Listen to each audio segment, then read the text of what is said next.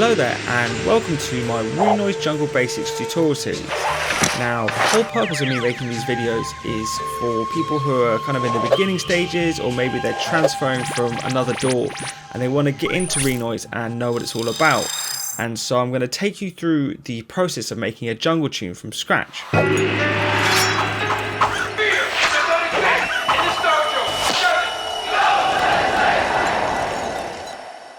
Okay, so to start with, I've just loaded 3 samples into this instrument tab in Renoise, and this is basically where you store all of your samples or your plugins go in here. And so to do this, I'm just literally dragging from my either from your Mac Finder or your Windows, and you can just drop samples in here. So that's how I'm loading them in here. And then what I've actually got is an Amen break here. I've got a kind of classic jungle pad from one of my sample packs. And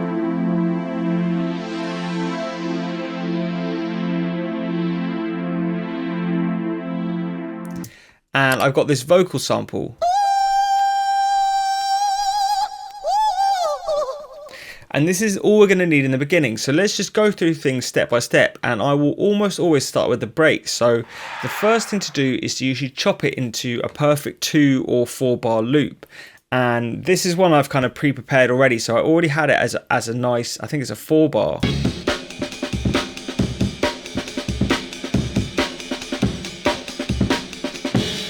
But actually in jungle, it's pretty common to actually just use the last bit of the Amen because it kind of has everything you need in it, so you end up wasting your time chopping up all the stuff in this part. I'm going to chop this and I'm just going to try and get this as tight as possible, and now turn that 4 bar into a 2 bar loop. And the next thing I'm going to do is I'm going to actually make this break mono, and when you listen to the Amen, you can actually, in Renoise, you can click in the top or the bottom half to kind of hear one side, and then when you click in the middle, I'm double clicking there, you can hear the stereo file, but the left side of the Amen is a bit more kind of brighter, and the right side of the Amen has a bit more room sound in it. So what I'll do is press F11 and actually mono one of the sides of the break, and that helps put it dead down the middle, and so it doesn't sound so stereo. It makes it a bit more solid, and you can also pick the best side.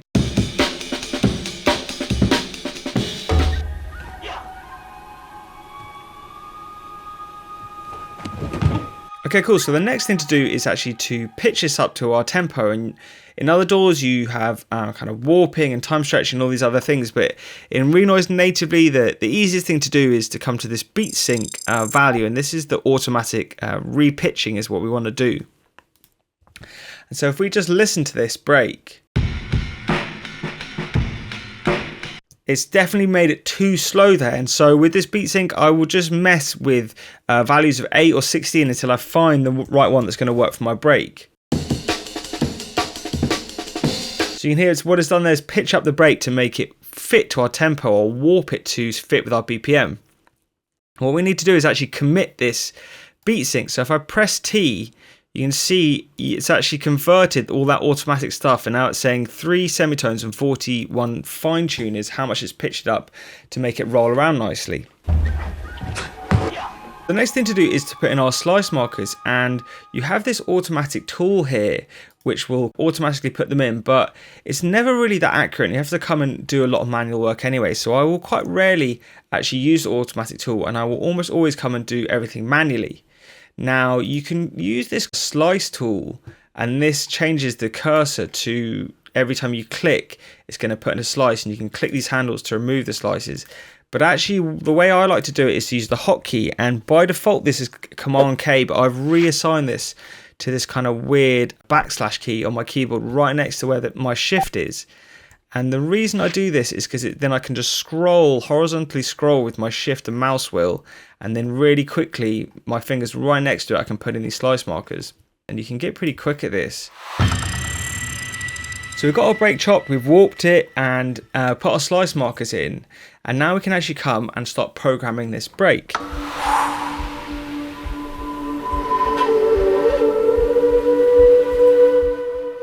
The way I like to program in Renoise is I'm kind of testing with this edit mode. So this edit mode, if I turn this on and off, you can see it highlights this area. And with the edit mode off, I can test on my keyboard or on my MIDI keyboard, and I can just test out the chops that I'm hearing. And then if I put the S mode on, or the record mode on, then whenever I hit one of these chops, it's actually going to enter in the note data. But actually, I forgot to do a few settings in this sampler window, so I'm jumping back. This is kind of the main thing I do, is I go F1 and F3 are going to hop me from my edit window to my sampler window. And to set this up, you actually have these navigation tools here. So I think this is actually by default. You can click them with left click to see what they go to.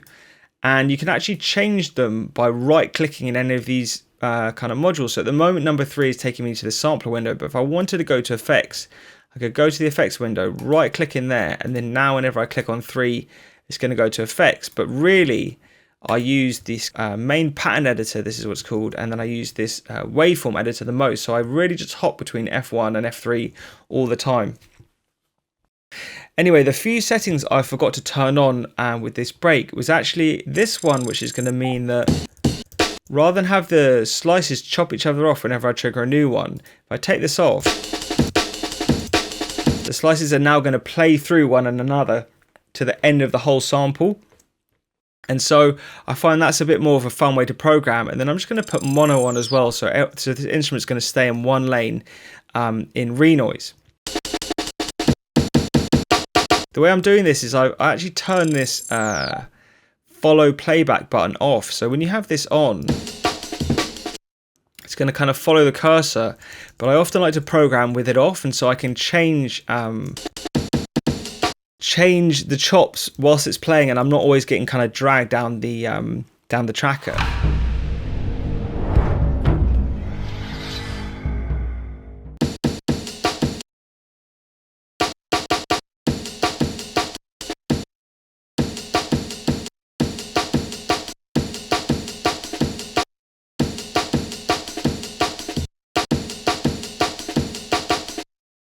And what I'm doing here when I'm programming, you really have two options. So I could have cut this with Command Xxx, gone down 2 steps with my arrow keys and pasted it in. But actually what I like to do is use this tool. And so this is all the tools I have I can show you here, but there's one tool that is greater than all the rest. And this is the SuperNudge Tool. And so to find this, you literally just go into Google and just type in SuperNudge Renoise. And you can see this is the new tool here, and you can just click this and load it into Renoise, and it's literally that simple. And then you have to kind of set it up actually in your hotkeys. You come to your hotkeys and you go keys, you search in here for nudge, and then you can see what I've assigned to be my nudge. And what I've basically done is gone Shift, Control, Alt, Command, and then I can nudge it up and down a line. And then if I take my finger off Control, I can actually nudge it by like a finer amount. So I just like it because I'm always on my arrow keys, and so when I get to nudge, I don't have to move my hand from my arrow keys. So it works really well for me doing it this way.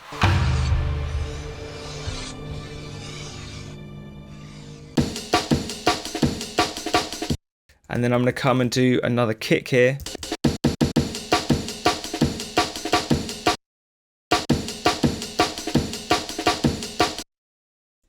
And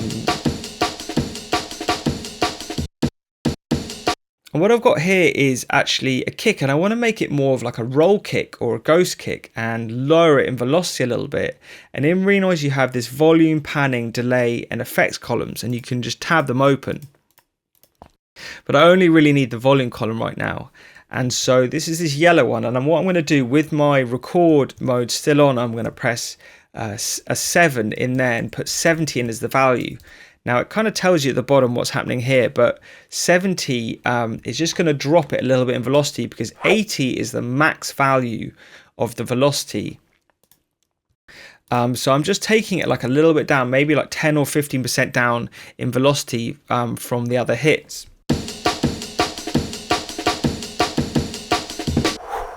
I'm actually going to copy a little bit of what I've done, and in Renoise you can really jump around this pattern editor with these commands. So I do have home and end on my keyboard here to go to the top and bottom of this pattern editor, and then I use page up and down to jump like a quarter of the way down the page.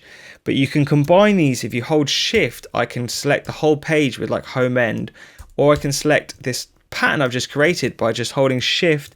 I went home, held shift and went page down twice to select half the page.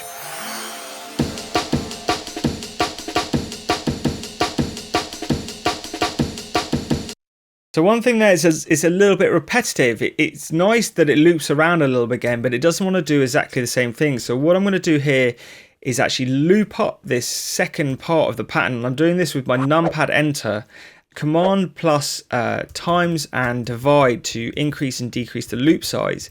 And then you can use Command and plus and minus to move it up and down. So I just want to loop up the second half of this pattern so I can just mess around with the end of it and see if I can get a bit of variation in there.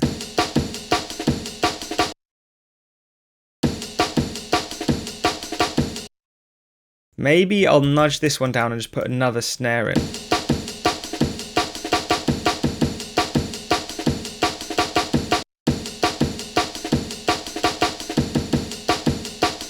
Let's try that and listen to the whole thing.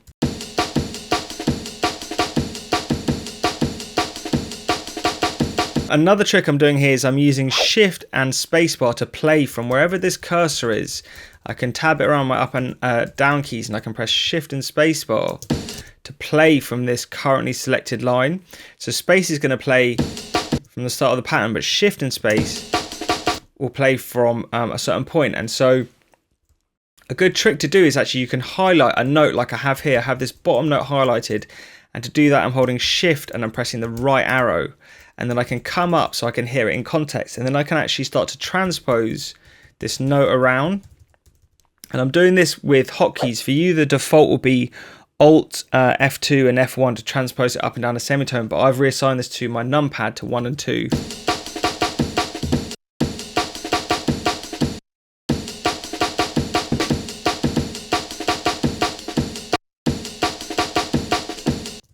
So I'm trying to find what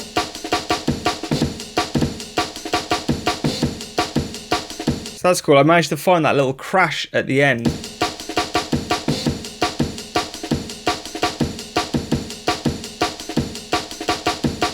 Okay, nice. So it's rolling around a lot better now, and we can just move on with this break. So I'm going to copy this pattern down, and this is the pattern matrix. So I can select that 0 there and hold Command and just copy it and make a kind of a duplicate of that pattern.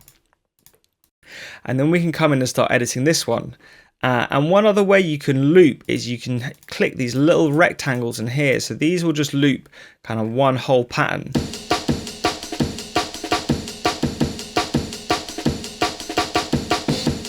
Maybe I can do a double kick here. Lost its groove a little bit. Just trying to think of where I can change up this kick snare.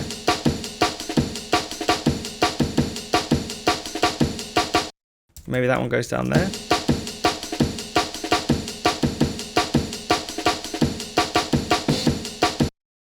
And I probably want to listen just to the end of this pattern again.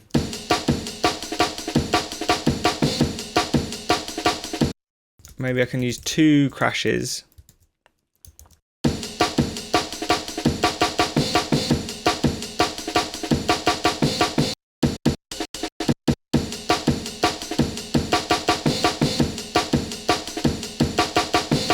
Okay, I think that's sounding quite nice, and often it might sound good, this one bar, but you really have to listen to it in context to see if it's going to sound good. So let's just listen to the whole kind of pattern now.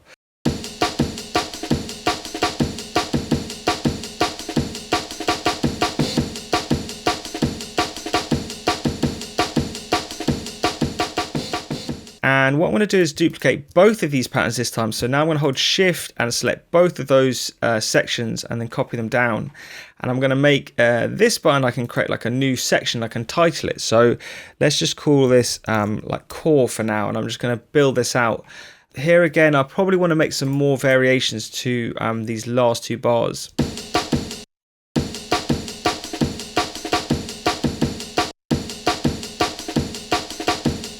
And loop up this last little bit.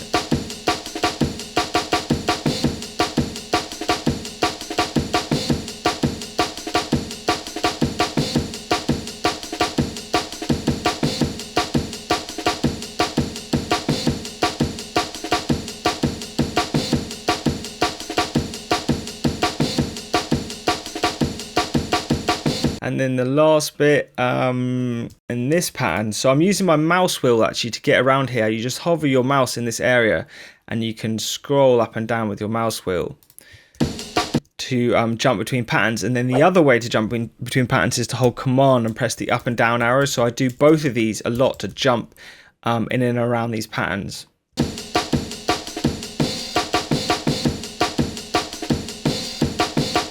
Okay, I think that was quite cool. So let's listen to this whole thing now and see how we're getting along.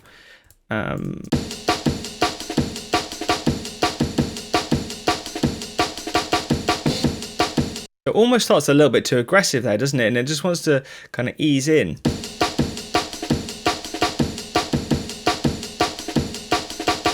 So I just want to maybe take away some of these. Maybe I went a little bit too hard.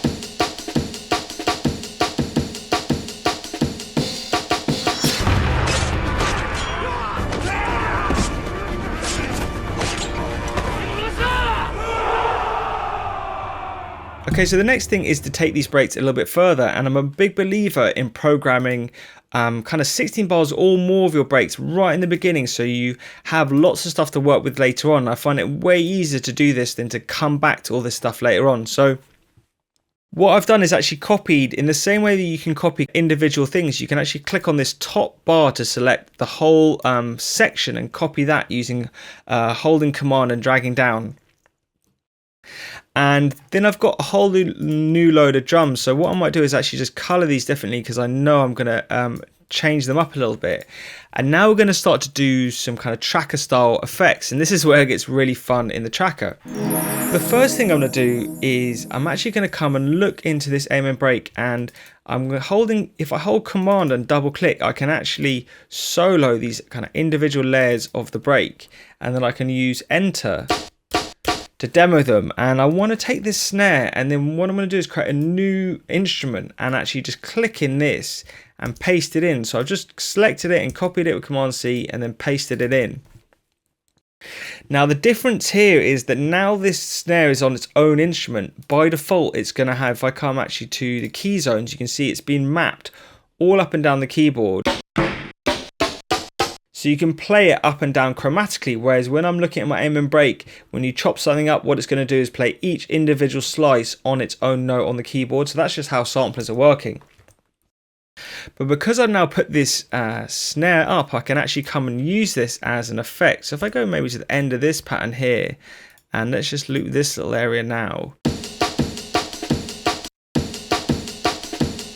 Maybe where this snare was, I replace it with snare, and then so I can use my computer keyboard, and then I can use times and multiply to go up and down an octave. And then maybe I take this last one, and because I'm having to like pitch it down and I can't go lower than a C because the C is Z, sometimes what I'll do is just take that, copy it, and actually just transpose it.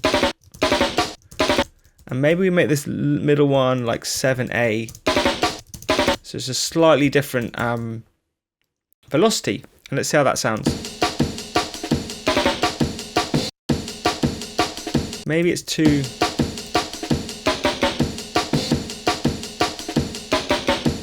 So maybe it just needs to go in a different place. Let's just take that little thing, paste it down here. I can come and find that snare where it was.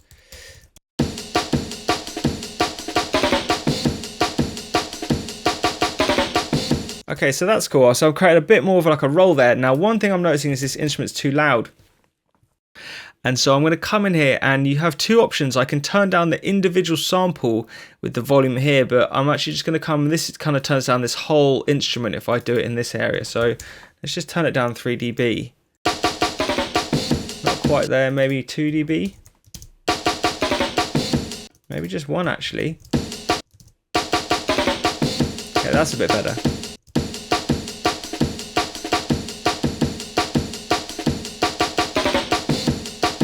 Cool, so that's a cool little snare effect. And then let's come into the tracker stuff. Now, One thing I love to do is to do reverse hits, and it's actually quite useful having this snare on its own channel because I can just come and really easily reverse it. And a good place to do reverses is at the end actually as well. So maybe come to the end of this first one. This is hitting a snare here. And one way I could use this effect is I could put the B command in. So I come to this effects column, and then I'm just putting the backwards command in here. So what's going to happen, this snare is going to play forwards from this line, and then it's going to hit the backwards command here, and then it's going to reverse. And I can show you this happening. If you watch this snare, let me go to this line. We've got this reversing snare. That actually sounds really great as it is. But another way to do this is to actually, if I select this snare that's in isolation and I put the backwards command on it, you can see it's actually playing from the reverse of the whole sample. So rather than kind of playing forwards and then whatever point it was at, it's going to reverse. It's going to play from the reverse of the sample. And then this is a little bit more advanced, combining multiple effects. But I can open this new column and I can use this SSX command as well by putting an S in. And then I can actually detail where I want this reversing to happen. So I can make it a really quick whippy reverse, or I can make it near the start, and you can get really nuanced with how you're detailing those reverses.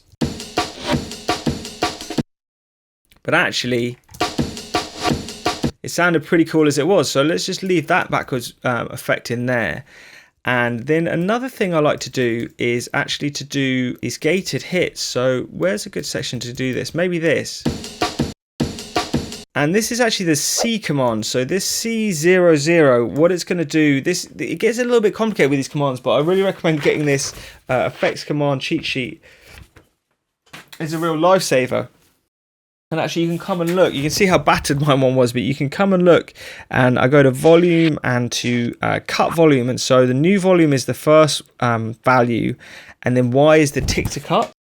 The way I use this is I almost always just want to cut to nothing, and then the second value, so I put a 0 in the first value, and then the second value I'm going to put like a B in. So I kind of go, and you can hear things start to happen. Maybe I can put this command on the note after and maybe do like a 6.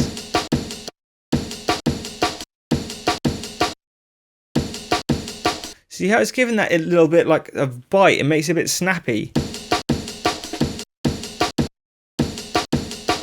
And so I can do the same thing to this one. But what's going to happen is it's given me this silence now, because when I let this instrument play through, it was playing these shuffles as well. So when I do tricks like this, I'm going to put this note in, and then I'm going to come and actually find this note and just pitch it up one. So I'm going to play the shuffles where they're supposed to be and still cut that snare. So it's not quite right still. And so what's happening is that I've got a little problem with my groove that's happening here, where I want to put this shuffle in, but it's not quite lining up nicely. And when I have problems like this, sometimes it's because you want to actually move the slice markers. So what I'm doing there is I'm triggering it with shift and spacebar from this line where my cursor is, and just listening to how it's changing the groove, and it sounds way better at this point. So I've moved my slice marker to make it actually roll around nicely. But even though I've done that, I think what I might do is do like a triple snare in a row. That could be cool for here maybe. And maybe we let this last one go on.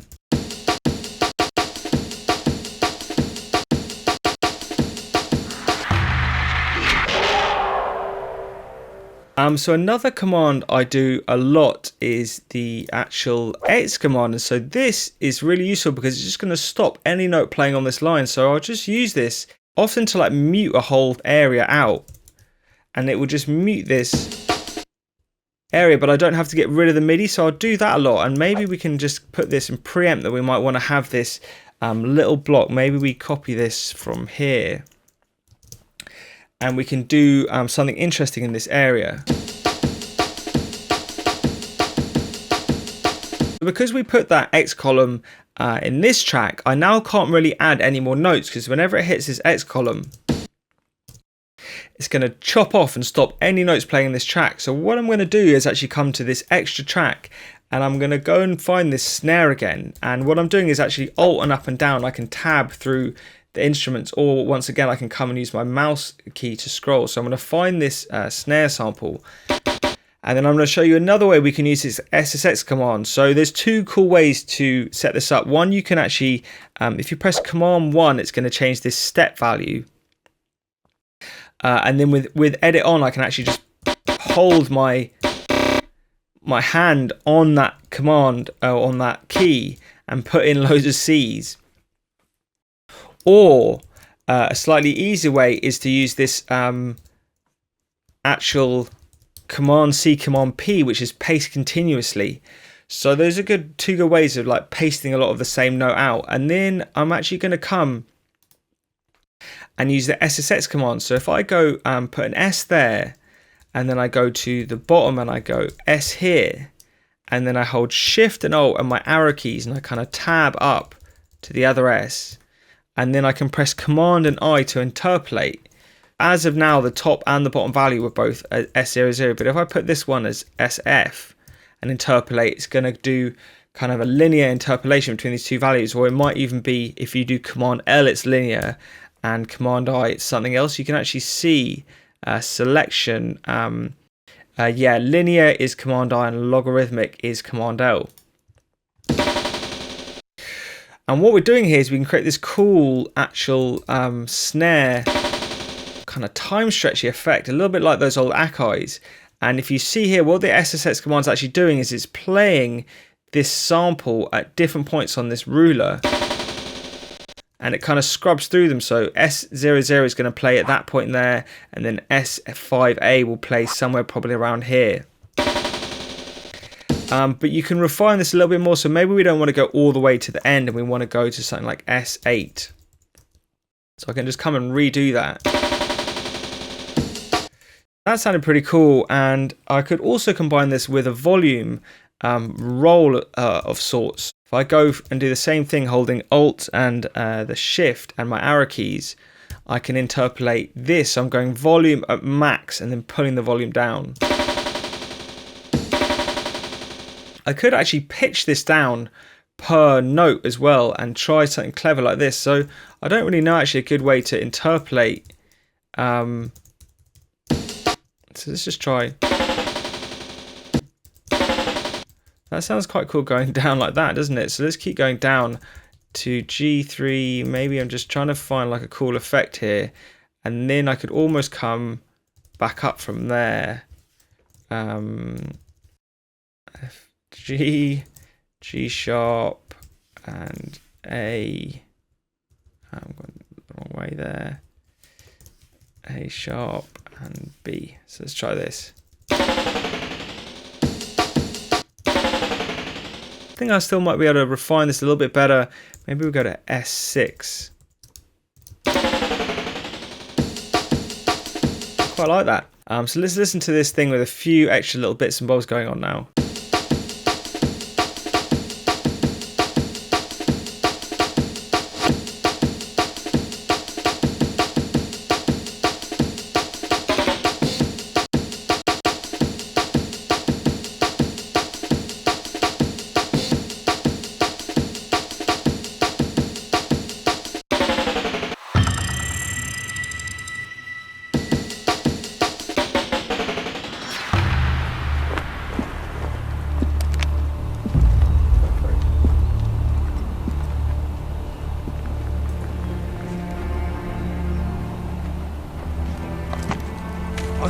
Okay, so it's rolling pretty nice now, and maybe it needs a little bit more work later on, but I think it's a good place to leave it. And the next thing I'm going to do is actually, I want to process this a little bit. So one thing is, this Snare FX is on a different track to this one. I kind of want to put effects on both of them, and the way to do this is actually just to hold Alt and drag one of those groups into another. So now I can call this my drum bus. And color that red as well, and then I can put effects on the actual drum bus, and we'll just try and stay native for this. I'm going to want an EQ Maybe this distortion, which has this shaping, so I can do some kind of wave shaping distortion. And then I am going to do actually a limiter as well, or compressor. So maybe we'll just do a bus compressor. And we're going to go in, which order are we going to go in? Yeah, EQ first, and then maybe bus compressor last. Let's just do a little bit of tinkering here. And just with the Amen, I think it always sounds a little bit like it's under a carpet. So I just try and boost. And it's a little bit weird, this EQ. I don't use it that much, but you can hold left control to shape the Q factor of the EQ.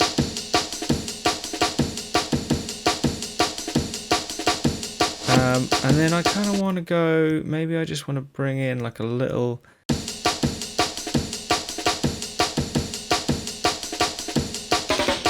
just want to clean it up a little bit by removing some of this low, mid kind of... So I've just made it a bit brighter with that EQ, but I do struggle with the EQ in here, and I would almost always use one from outside of the box, but I'm just trying to stick with native plugins in this. And then distortion, I'm just going to do this shape one and just drive it a little bit. So that's kind of crazy. I really want to mess with these wet and dry.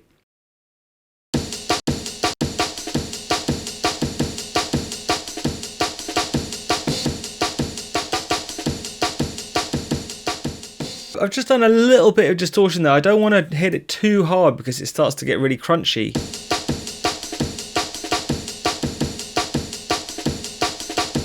Just to drive it a little bit, and then let's go in bus compressor. I really like using a 30 millisecond attack and 100 millisecond release. It's like an SSL with maybe a 2:1 ratio. I'm just hitting 3 dB.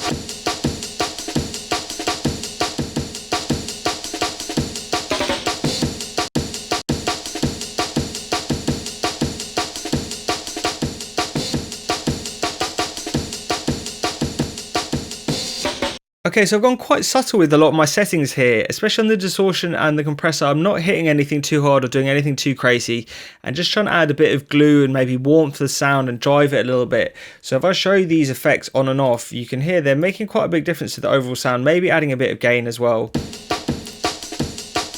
So that really makes it a lot brighter.